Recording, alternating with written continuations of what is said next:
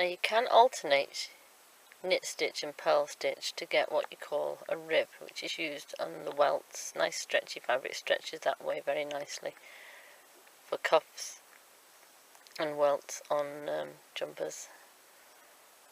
Also quite good for a nice thick scarf. To alternate knit and purl, I find a little bit annoying. Not everyone likes doing rib stitch because it takes so much longer. Do a knit stitch in through that way, hook it over. Now your yarn's on the wrong side to do a purl stitch, because if you go in from the back, then your yarn's in the wrong place. So in between stitches you've got to pull the yarn over to the side you're going to knit. So do a purl stitch, then you have to take the yarn back again to do your knit stitch. Bring your yarn back here to do your purl stitch,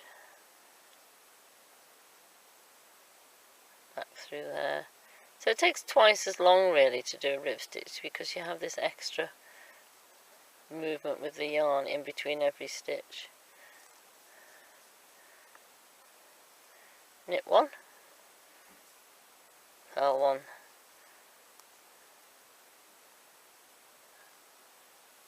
knit one, purl one,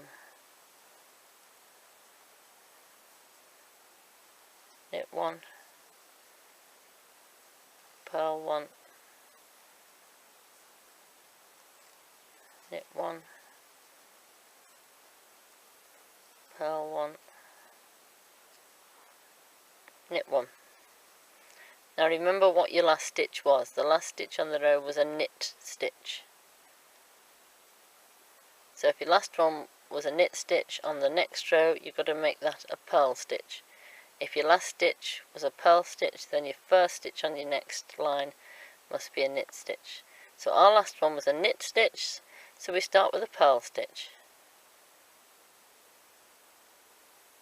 Oops.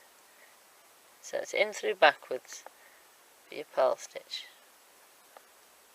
Wrap it round, pull it through. Next one's a knit stitch. Knit, purl,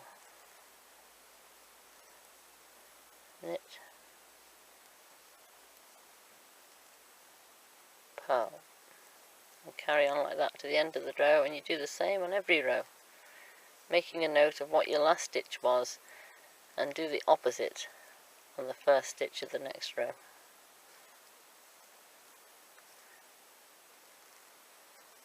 Carry on doing that row after row. So I've done several rows now, or several, about 4. Just get to the end of this row.